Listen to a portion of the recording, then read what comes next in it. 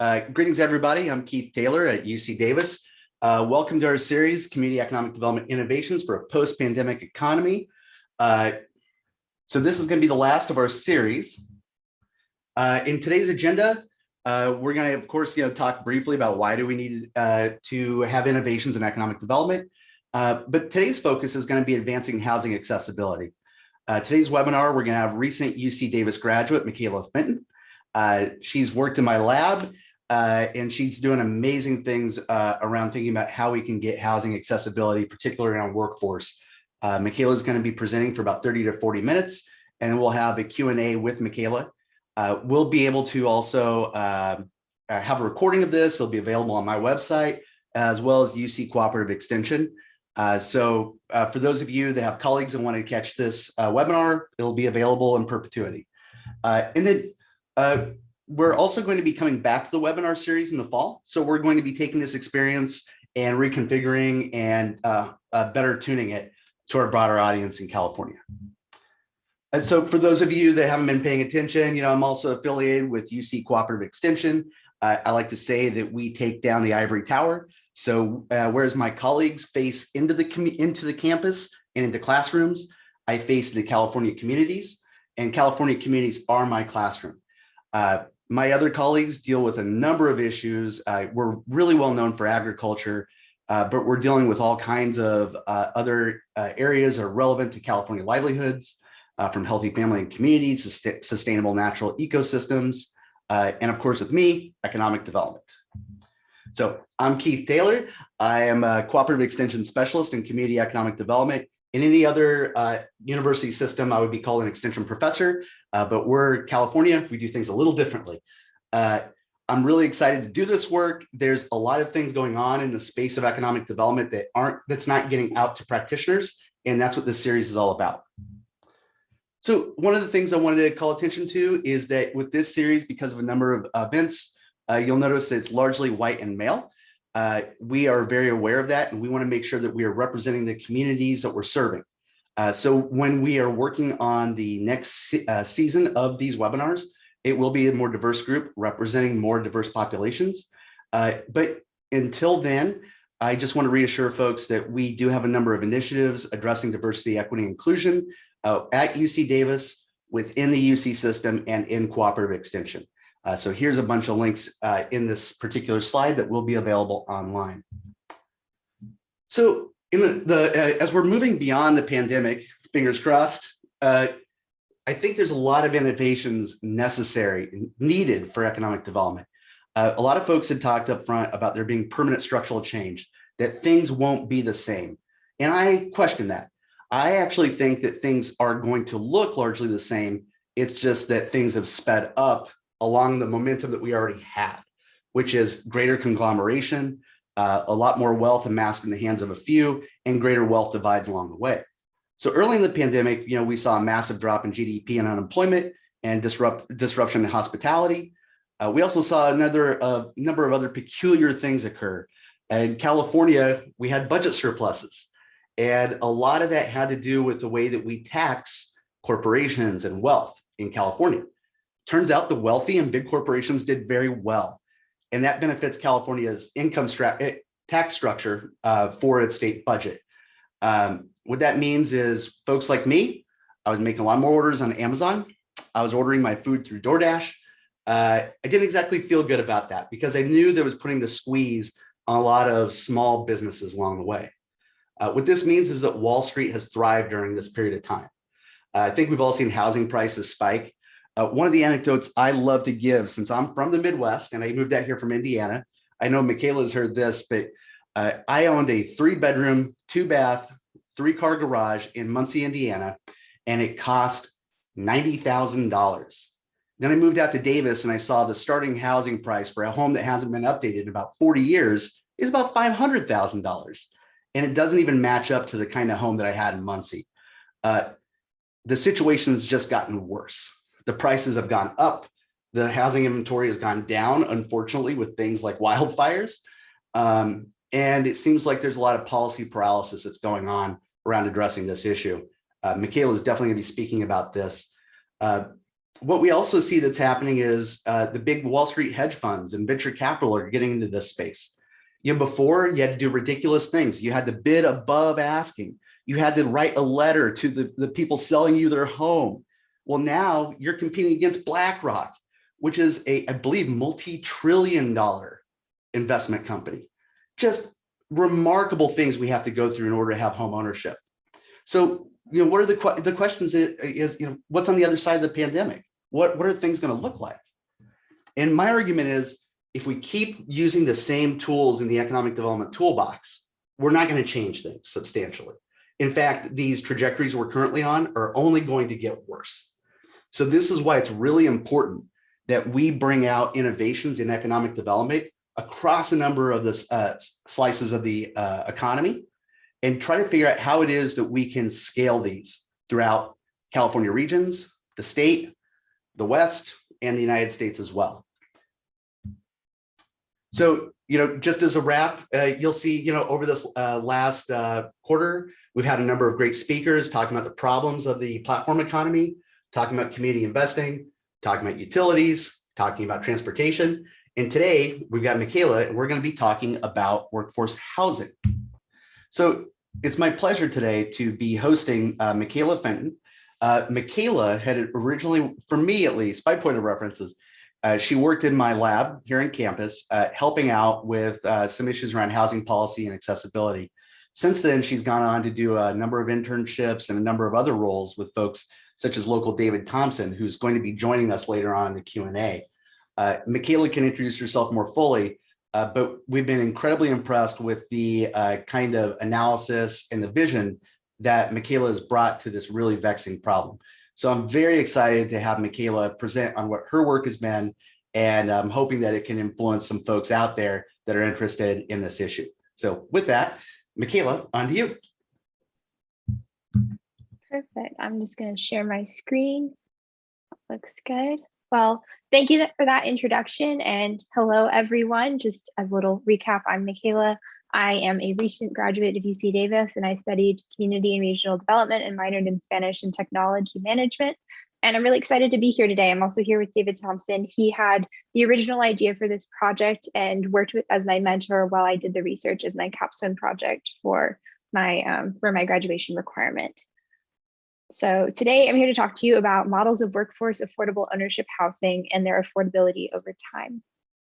And today I'm going to give you some background information. I'm going to talk about my research and then discuss my findings and recommendations.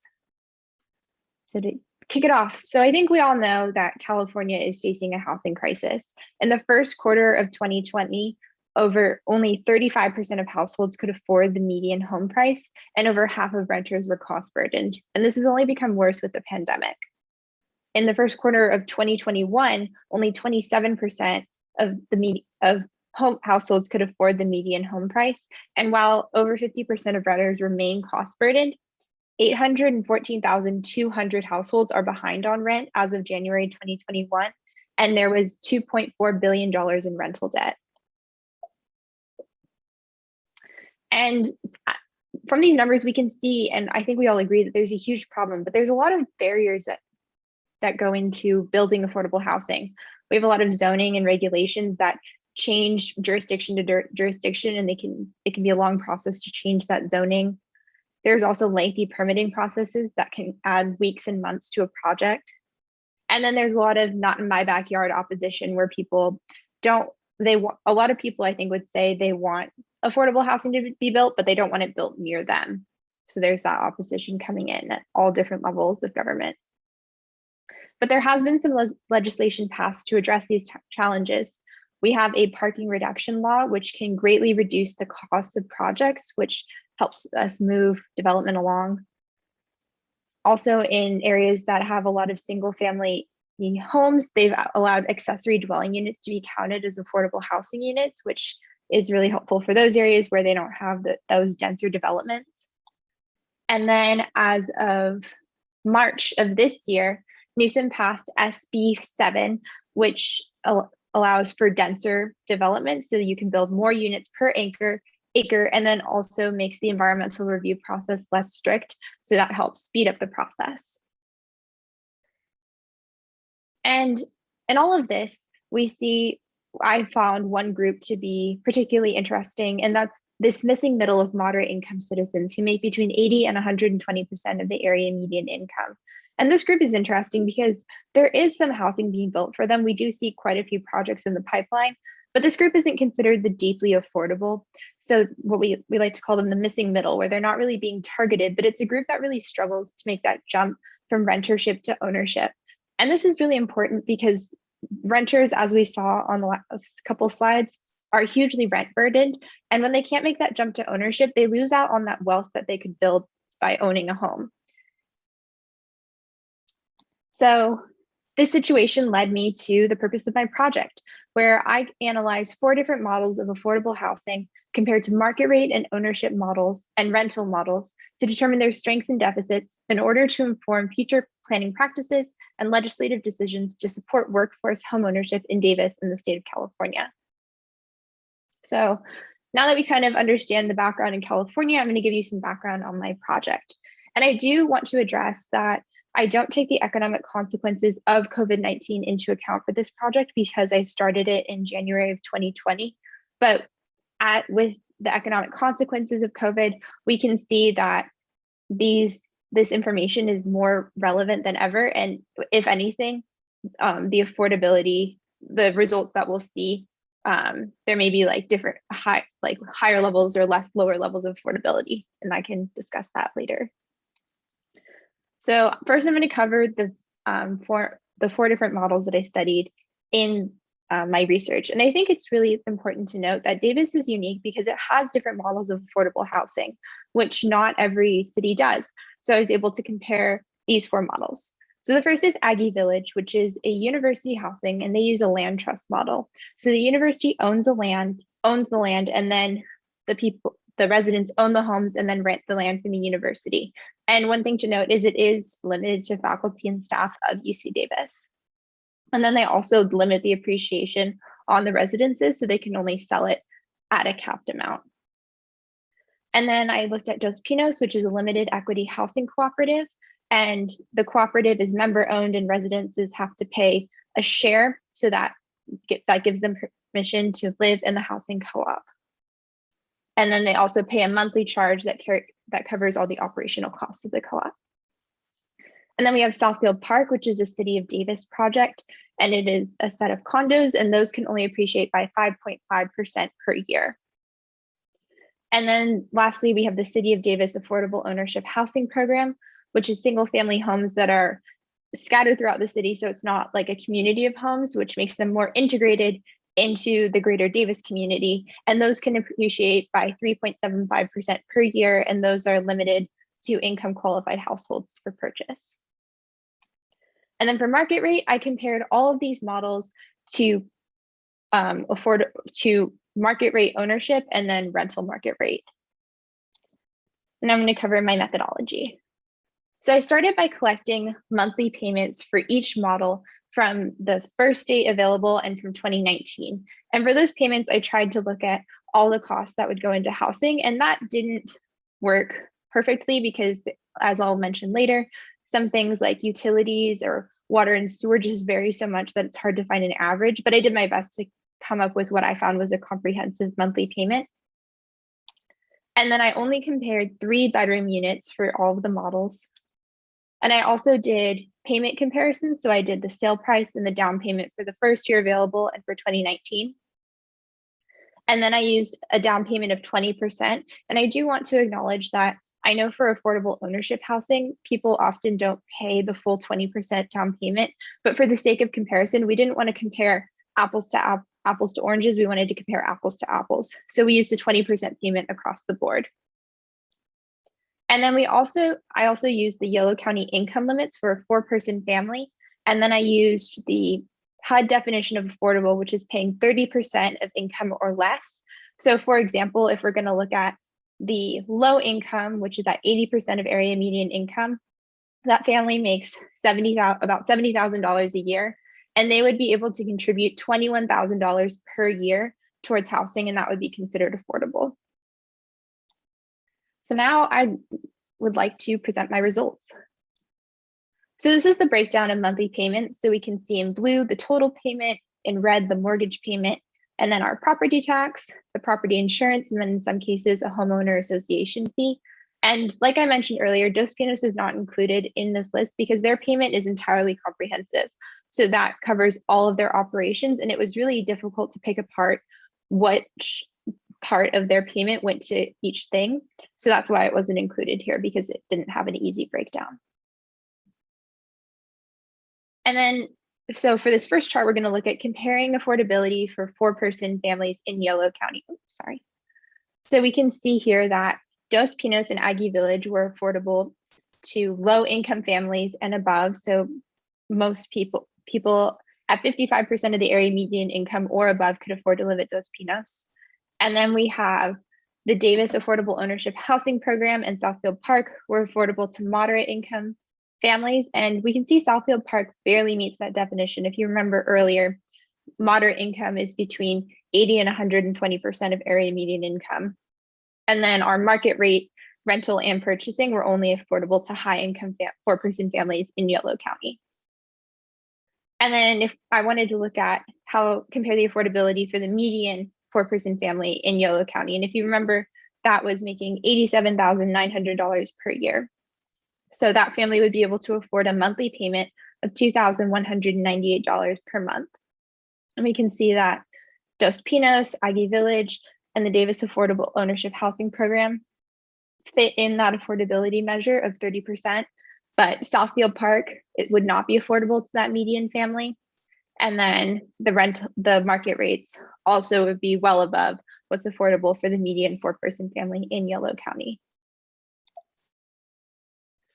And then I wanted to look at affordability over time. So you can see here, I know it's a little small. In the blue, we have the first year available. So Aggie Village started allowing homes to be sold in 1997. We have 2012, 1995, 1985, 1985, and then 1985 for the market rates. And we can see that Aggie Village and Dos Pinos, their affordability went up over time. So in the beginning, Aggie Village was only affordable to those making 100% of area median income or above, but now it's affordable to those making 72% of the area median income. And I do see here that it looks like purchasing a market rate home has become more affordable over time, but we think that's due to really abnormal interest rates in 1985, and it's still very, very expensive. Only very high income families can afford this. So it did go down over time, but it's still really expensive. And then we can see that our models that are using the limited appreciation, so the Davis Affordable Ownership Housing Program in Southfield Park, those are becoming much more expensive over time. And Southfield Park has become more expensive relatively quickly. And this is the same data, but we're just looking at it in a line graph. So it's just another way to view the data.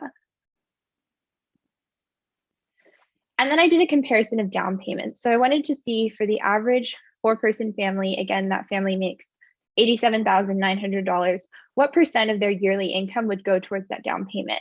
So Dos Pinos was the lowest, and this down payment is really the purchasing the share. So we can see that that percent of income ranges from 42% all the way up to 145%. And then I wanted to look at savings per year compared to renting. So I took the cost of how much it would live, those monthly payments times 12, how much it would cost to live at Dos Pinos.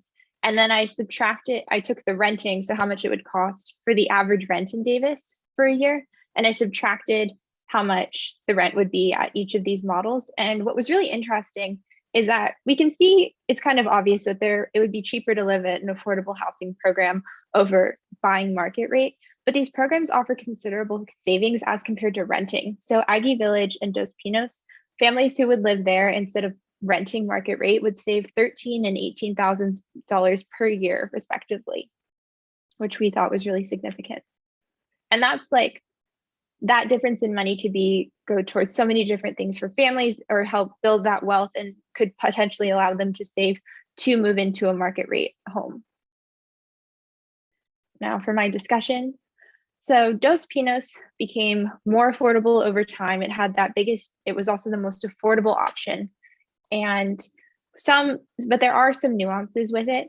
I did want to mention again that Dos Pinos is extremely inclusive. So that monthly payment that I showed earlier likely includes more than what the monthly payments include for the other models. So it's likely even more affordable than what the other models showed. And since we weren't able to factor in those other utilities, that's why there might be a slight discrepancy. And then one issue with the cooperative model is that share must be paid in full, so that $36,000. So while the monthly payment is affordable to low income families, those families may not be able to save for that share, which can create some issues. Perfect. And then if the cooperative also has to pay for the land and the buildings when they're developing, that initial monthly payments can be more expensive. And as we saw over on this slide, it did take some time for Dos Pinos to become more affordable. It didn't necessarily start as truly affordable housing, but it was in the higher end of that moderate income AMI. And then Aggie Village was the next most affordable option. And we saw that the land lease really helps keep the costs of housing affordable. And I did just want to note that Aggie Village was meant to be transitional housing for faculty and staff. So they would live there for 3 to 5 years and save money and then move into a home in Davis. And that's not what happened. The turnover has been very low and people have stayed for a long time. So this shows me that it could be a really viable long-term solution for affordable housing.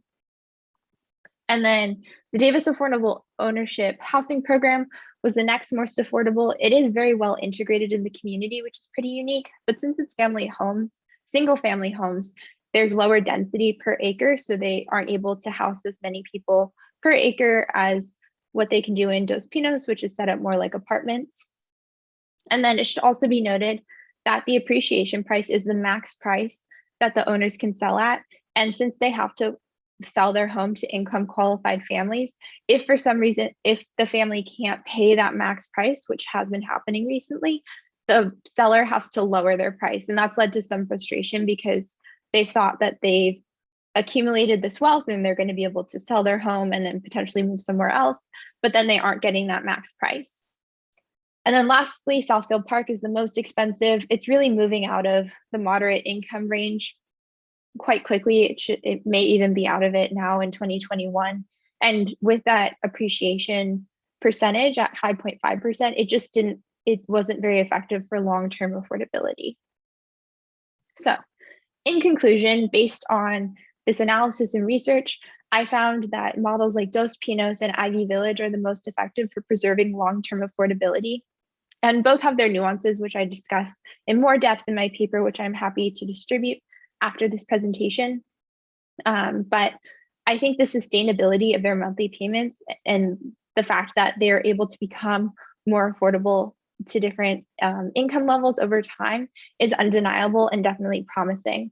So for future developments, I definitely recommend focusing on that missing middle. I think that's a really important population that is a big part of that rent burden group. And then focusing on models like housing co-ops or like land lease models that can really preserve long-term affordability. That's not just going to be helpful in the short term for the first 1 or 2 people who live in those homes. So with that, I am happy to answer any questions and thank you all for listening today. Thank you for that, Mikaela. That was great. I think that you open up a lot of insights into this missing middle that's not talked about a lot. So fantastic. What I'd like to do right now is pull in David Thompson. David is both kind of a colleague and maybe, shall we say, a movement fellow with myself, interested in cooperatives. If you look up David online, you can find out that he is a Co-op Hall of Famer. There's a lot to say about David and the work that he's done over time, but I can leave that for a web search. It's just to say it's great that David's here. And what I'd like to do is let David kind of kick off the questioning with Mikaela. At the same time, I'd also encourage folks to use our raise hand question and answer feature here on Zoom.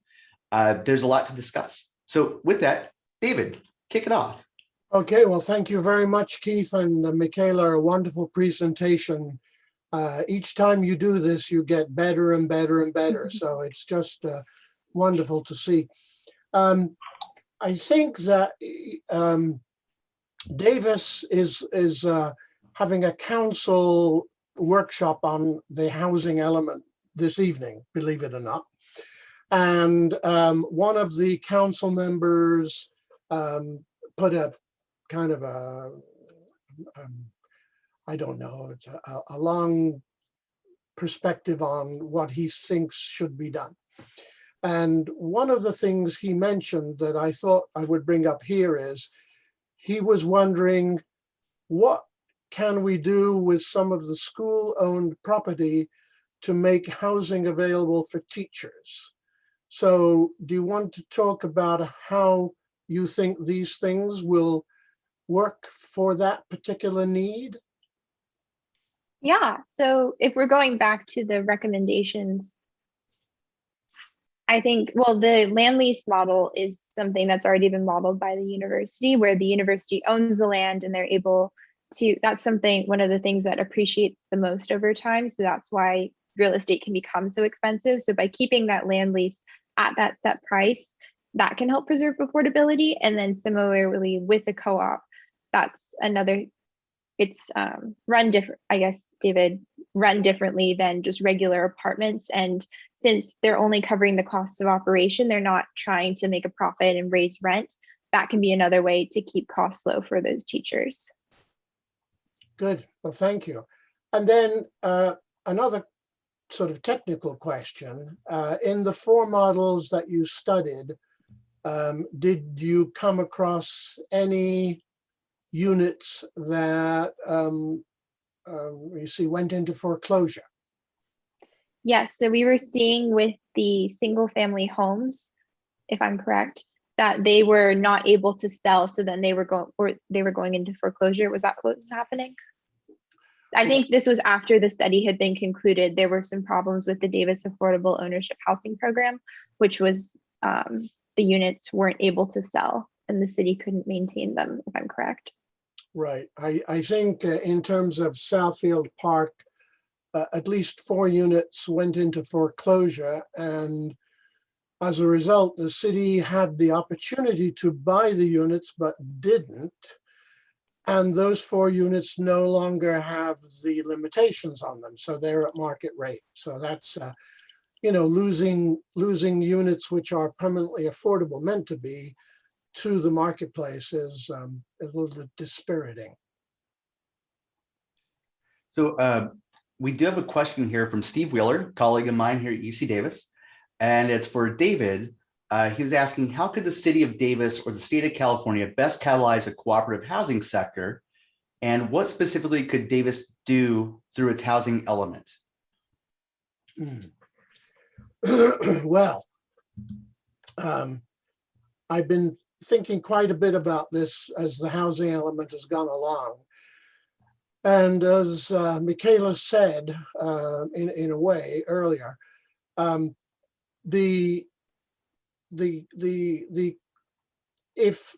the city doesn't have free land, it really can't build any affordable housing models, whether it's be for low income or moderate income or whatever. If you have to pay the market rate value for the land, it is impossible to finance and bring the prices down to the moderate income. And at this moment, we really don't have any land in Davis that is zoned for housing. We have a few places, few lots still left that people could build a single family home on, but it's probably less than 20 lots, you know. So the likelihood that the city is going to receive free land from anybody, given that there really isn't any land, is very, very low. And I think that the city is just not in a position with the resources that it has, which are very limited, to actually do anything about meeting the need that has been set by SACOG for the next 10 years, which is a couple of thousand units that must meet the needs of low and moderate income.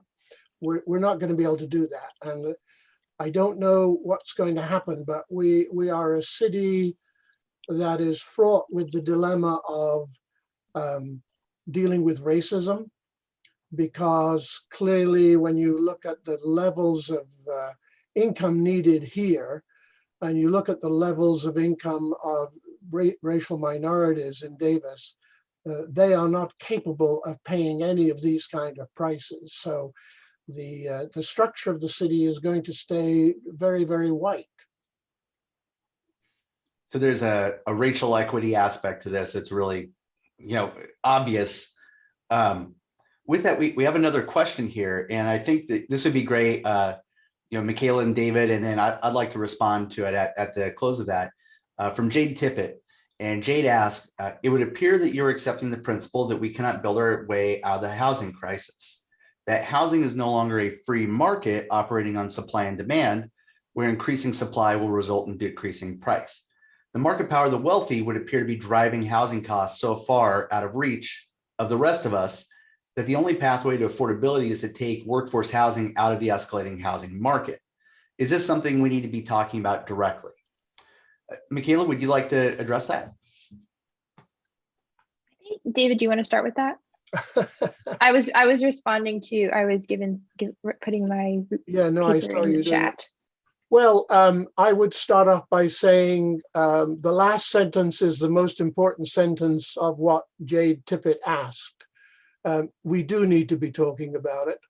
I'm not an economist, so I can't describe, but the average home in Davis at the moment, and there's a realtor up the street from me who does a composite of all of the sales. The average is now over $700,000. That's the average home in Davis. And there are like 60 homes for sale. So the demand, the last note I got from her said that the house on the corner sold for $43,000 more than list price.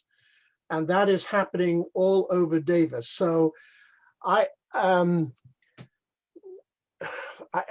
guess I think we first need to come to terms with the fact that no matter what policies we have, they aren't having any effect, and they are not achieving the goals that we wish to have as a community. And something has to interfere in that market. And I don't think that there are the tools in Davis or in the state to make those things happen. So I think we're looking at something that's just getting out of control, and there's nothing in the public policy pocket to do anything about it. Mikaela?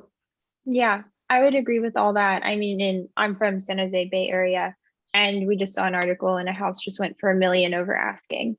So it's, yeah, seeing like the housing market, compared, it's so expensive everywhere. I think definitely remembering, I think we've seen that like trickle down economics doesn't work. So building more high, that's one strategy that people talk about, is building a lot of luxury apartments, and then people will move out of the cheaper apartments and then people can go up, and seeing that that doesn't totally work in every situation. So making sure that we do have that housing for lower income, but also I think like rent control in California isn't totally a thing. Like it's, I can't remember the exact year, but it's only at buildings built a certain year before. So having maybe that conversation about, do we need like a policy like rent control in place so that like rents can't go up? And then I don't know how. And then I know we talk a lot about like community land trusts, which help keep housing from going so expensive. So there's some alternatives that like communities could work on as well. What I'd like to tee up Mikaela and David talk about with regard to Jade's question here too is an observation I've had. When I look at where there's a robust, affordable housing market around the world, I'll think of some places like Sweden and Switzerland, which are normally thought of as ridiculously high-priced areas to live. Yet Folks from Sweden still stay living in Sweden. Folks from Switzerland continue to live in Switzerland. They tend to have really robust housing cooperative sectors. And with that, they have a lot of policies that bolster that. Whereas when you look at the United States, those policies that would bolster such institutions are typically state by state. They come from a different era. So New York City is renowned for its housing co-op sector, but that's a remnant of kind of the New Deal era, as I understand it. And instead, what a lot of our housing policies are around the United States, their purpose is to incentivize single family home ownership. So it's this store of wealth. And the idea is this could be a retirement hedge. This is wealth that you pass on to your kids, or you can cash out of the market and you can make some good money out of this. Mikaela and David, would you say like that's a fair assessment of the state of policy in the United States? And what do you think we could do to change that if that's the case? Yeah, I think I definitely agree. I mean, looking at like historically, people have been encouraged to live in single family homes. If you think about like what it means to be like an American and what like you aim for, like people aim to own a single family home. And I think we haven't really changed that narrative as much, where it can be like as acceptable to live in an apartment for your whole life, or make apartments places where people maybe can live long term. So like having those incentives where we're able to build that cooperative housing, but also to create that demand, because I think there still is a really high demand because people want to live in single family homes. And also thinking about how do we use our space? Like people don't always have the best design of space. So when people live in a single family home, you have your front yard and you have your backyard. And I think there's this culture of individualism where you want that individual space, where in like an apartment, it's a lot of shared space. So I feel like it's a policy end, but it's also a cultural piece as well. David?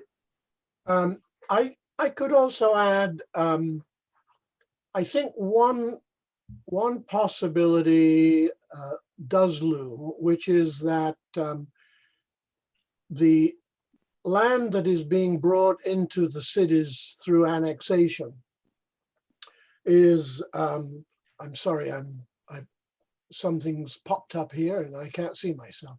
So, all right.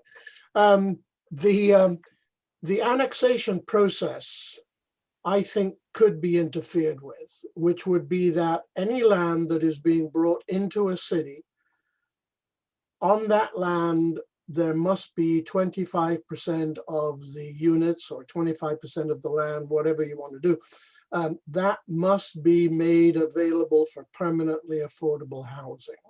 Mm. I think that's possible because the amount of value that is gained by the transfer from, let us say, agriculture to land for housing is substantial. And the farmers selling it won't make as much as they would have ordinarily, but they'll still make a lot more than if it stays farming. So in Germany, when land is brought into a city, it must be brought in at agricultural price. So there's no speculation that occurs when a farmer sells their land for housing in Germany. And therefore that savings is gained by the new housing that gets built. So there's some really interesting things to be picking up elsewhere. We're just not engaging with it in the United States. And it seems like generally the policymakers are ignorant of this. Mendocino County Supervisor John Haschak asked, how does a jurisdiction start affordable housing without having the land provided for free? This is a really good question. Yeah. So Mikaela, would you like to speak to that? Yeah, so I just finished an internship with an affordable housing developer, and right now what's really common is these rehabilitation projects. So they'll purchase an old apartment complex, or right now there's funding called Home Key where they're purchasing motels, and so instead of having to, I guess they're still buying the building and probably the land, but it's instead of building from the ground up, they're able to do the rehabilitation, which is slightly less expensive. So that's a way to start that I know is happening right now. And David, do you see other examples and opportunities here? Not many. Yeah. One of the things that I wanted to pose to both of you that I think about is I've been really amazed with some other models of land use, specifically the Marin Agricultural Land Trust. It goes by MALT. I believe they own over 50% of the county in Marin, which is just astounding. I can only imagine how much that's worth. But when I look at that, there's a number of incentives that encourages people to donate land or money to an agricultural land trust. And as far as I'm aware, we don't have those similar incentives for a lot of community land trust or housing co-ops.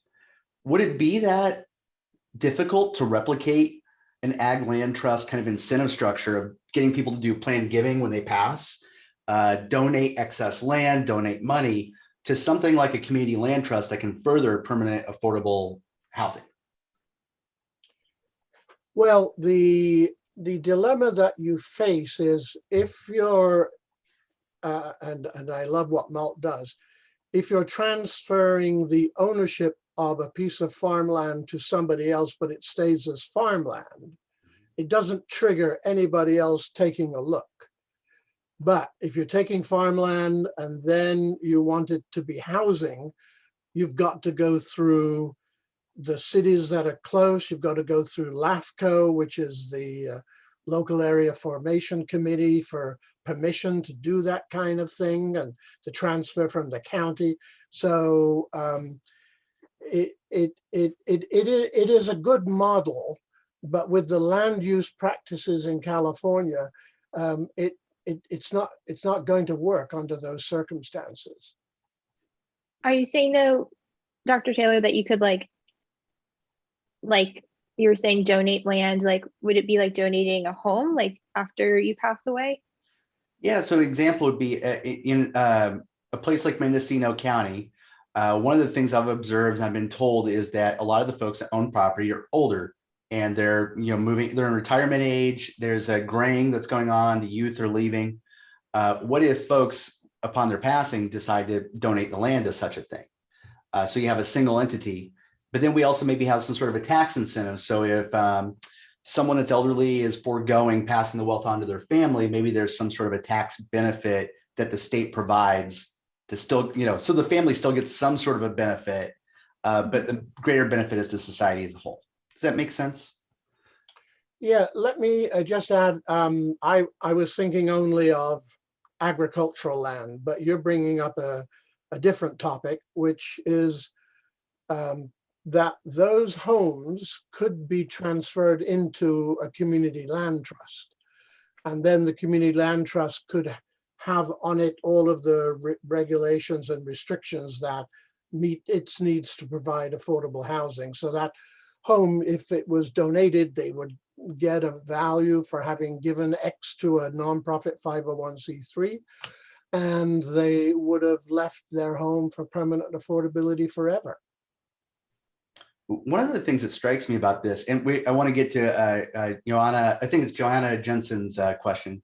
I feel like there's a collective action problem here. And what I mean by that is when it comes to the NIMBY crowd, as we talk about it in California, a lot of it, there's huge incentives if you own a home. I want to keep my housing going up. And especially if I'm looking at retiring and going to Arizona, I want that to keep inflating so I can sell for as much as I can and get my mansion in Arizona, that kind of thing. Mm-hmm. Renters are under stress though. Renters don't really work with each other as well. They're maybe not neighborhood associations. A lot of renters, especially if they're low income, they've got other things to do, even though housing is important. I feel as though if we start creating these institutions of co-ops and land trust and these sort of things, that now you have a space where people can come together and organize and put more collective pressure on city governments, county governments, state government, that sort of thing. That seems like one of the missing pieces to this. Am I off, or is there already other groups that are doing a good job? Or do you think that the creation of more of these would help would feed in on itself? Sorry if that was a ramble. I mean, I feel like you're touching on something that I feel like I'm seeing in kind of in American culture, which I kind of touched on earlier, is this like idea of individualism. And I think this like loosening of community almost. Not to say that community doesn't exist, but like I think when there is collective action, I think we see a lot of like movement and we do see things happen. But I think I would agree. I think there is like not really that collective action there. I think also with rentership, people are in and out so much. Like I know as a student, I lived in somewhere for 2 years and then I moved and I don't know how long I'm going to be in my next apartment.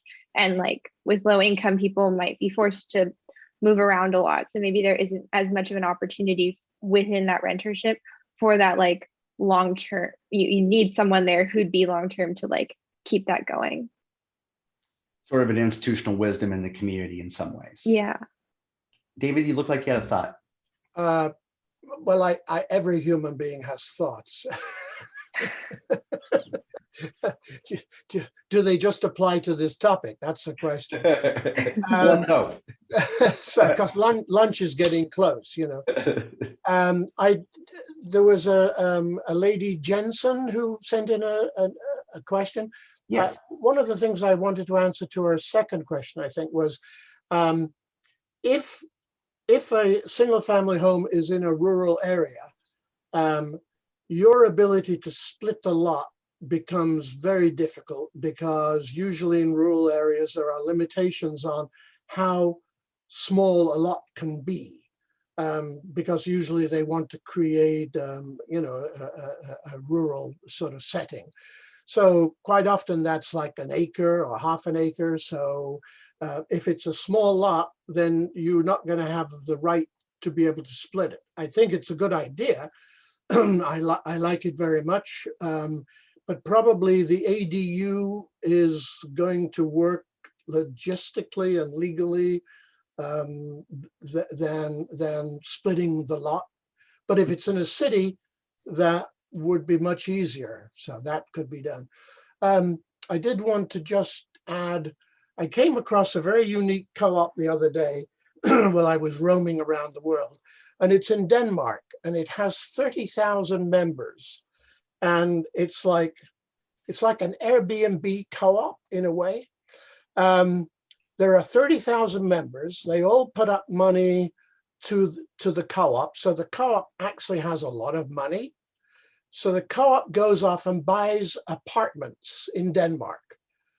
And then you apply to live in these apartments, and you get a short-term lease to live in them. And you can move from one city to the next city because the co-op has units there. And if you get married, have kids, and then your kids leave home and your husband dies and you're all alone and you want a one-bedroom apartment, you can do the shift without any problem. So I thought this was a pretty interesting, so it was the most flexible kind of housing co-op that I've ever come across. But it's very popular in Denmark. That's a fantastic observation too, David. I think that one of the things that a lot of folks pushing for policy in California is missing is, frankly, a field trip to some parts of Europe. First of all, it's a delightful thing to do. But second, again, you're mentioning Denmark. Denmark has so many amazing innovations with housing accessibility. One of my good friends I went to grad school with, he's a high-ranking government official now. He lives in a housing cooperative with his family. It's very IKEA-esque, shall we say. But nonetheless, he's able to afford a home in Copenhagen, which is a perfectly lovely place to be. And again, I mentioned Sweden, Switzerland, the Scandinavian countries do really well there. So, I think that just having some of that interchange of policy ideas would be great. One thing Steve Wheeler mentions here, he has a comment, and I think that there's a really good thing to be, he's pulling at an issue here with eminent domain coming into play. If it was proactive and willing to play political hardball, the city could potentially acquire the 27-acre PG&E Corporation Yard on East 5th, which, along with nearby city corporate yards, could provide a new affordable housing district. I see this in other places too, like in Fort Bragg, where I've done some field work. There's an old mill site that has been cleaned up by the EPA. These groups are basically costing the public anyway to clean them up. And so it's sort of like, well, while the public is there cleaning up their mess, could the public also benefit from that? I'm wondering if you've both seen examples of this where land has been reclaimed and brought back into the public domain for housing access. Similar to what Steve's talking about. Well, let me take on Stephen, and thanks Stephen for being on here. His perspective is absolutely right in the first comment that he made, which is that if cities were willing to play hardball, we would get more affordable housing. But having worked with a number of cities for a number of years, cities generally are unwilling to play hardball for affordable housing. They might be willing to play it for other things, but they don't for affordable housing. There just never is the votes to put affordable housing first. And so we would never have a situation, if the corporation ours came up for sale, there'd be a whole number of bids that came in from the private sector as to buying it. And the city would have a hard time saying no to, let's say, $50 million because we would rather build affordable housing. So that is really a dilemma. But the they're trying to put a little bit more teeth into stuff in California. I think they're false teeth, if I can use that phrase, because they always drop off the affordable housing component. That's the one that always gets lowered, dropped out, modified, whatever. And, in Davis, what we're doing now for affordable housing is setting aside beds for students who are in those income groups. And that meets the affordable housing requirement of the city. And that is just such a let-off for the developer community, but the developer community are in there meeting with the council members more often than affordable housing people. So, you get that kind of outcome, but it's very sad. Mikaela, did you have a thought about that? I think with Davis, it's just such an interesting situation with having been a student, balancing the student population with balancing the residents of Davis. So that's always, I think, a difficult conversation because there are a lot of students who can't afford to live in Davis, and Davis isn't even the most expensive place you could live out of the UCs. Comparatively to Berkeley, which is an hour and away, the rent is astronomically higher. So I think it's this interesting. Davis is a unique place where we have this conversation that needs to be happening with the university to provide affordable housing, and the housing that the university is providing really isn't affordable at all to students. What I like what Paige Lieberman had said here, which is cities will play hardball for the owners of single family homes. And that sure does seem to be the case. So you think maybe the last question here to close this out on is thinking about, we're looking at these models here that you're put forward, Mikaela, and they're really attractive. How can everyday people help drive the creation of more of these? I want more. And David's noting, the intractable problems, the developers come to the table all the time. What are some strategies and approaches that we can do to get some momentum to have some successes here? Yeah. I think, like we talked about, coalition building, finding people who are willing to support and drive these issues forward, and people who can communicate across groups. I think thinking about options like right of first refusal to buy apartment complexes and turn them into co-ops is a really interesting idea that's more community-based. And I think creating policies that incentivize building affordable housing, or maybe using Dos Pinos was built as a form of inclusionary housing. That was the developer built a market rate apartments, and then they also built Dos Pinos. So finding a way for someone besides the government to pay for it. And I think creating policy, again, going back to creating those policies that incentivize the building for moderate income citizens, because right now, I think there's a big focus for deeply affordable, which I think is still really important, but also we have to think about this missing middle. So I think there are some strategies, but it's one of those things where easier said than done every time. And just put a comment up, the right of first refusal model that's been implemented in a number of states, and ROC USA is an association of mobile home parks that's been trying to get these reforms put into states, and they've been leveraging it fantastically. I think in the Northeast, they've converted something like 140 mobile trailer parks to resident owned. And just recently, they had a success in Mendocino County with taking a mobile home park that's owned for retirees. It was there's a threat that a big out of town developer is going to come in and jack up the rates. So Rock USA is a fantastic model that folks could look into. David, did you have some final thoughts on this? Well, I do. What here's the I've spent almost my entire career doing housing or cooperatives. When it comes to California and specifically to Davis, when we have conversations about affordable housing, everybody comes up with what could be done. So people will say, what about co-housing? What about cooperative housing? What about ADUs? What about mixed use? What about the corporation yard? The list of what people think can be done is a really long list. But as time has gone by, I have had to become more and more realistic. And the reality is that very little on that list can actually be done. And the dilemma I think we have is we're not facing up to the problem because we still think there's a lot of solutions for it, and there aren't.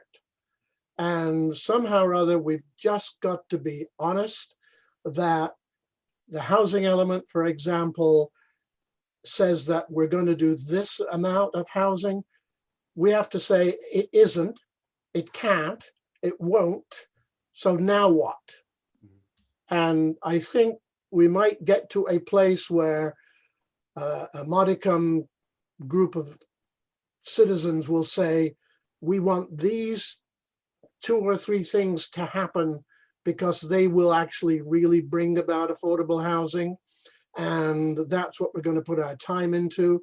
But the tiny homes, you know, there's a lot of communities, you know, all involved with tiny homes. You know, the list of what can be done is endless, and it's just not. It's not true. It's not correct. It's misleading, you know. So I think we've got to be honest, and we're not yet ready to do that. David, I think that was a great way to finish this, to think, you know, for us to be a little bit more sober in our thinking, instead of throwing a lot of things at the wall, getting really focused and getting down to a good 1 to 2 things that we want to have as successes, and get focused on that. It seems absolutely reasonable to me. But with that said, you know, folks, we're coming up on the hour. I really appreciate everybody. Mikaela, this is fantastic work. You know, so I hope that in your next job you got coming up here, you're going to be carrying this forward, and looking forward to more. And to the audience, just know this series is going to be back in the fall. We're working on reconfiguring it. And so definitely looking for your feedback. You can reach me at KEI_Taylor@UC Davis. You can find me online. Please give me some feedback if you have some suggestions or some things you want to see next year. We want to make sure that this is a very impactful series to help out California communities. So with that, thank you, Mikaela. Thank you, David. Thank you to the audience, and looking forward to seeing everybody again in the fall. So have a great summer. Thank you. Thank you.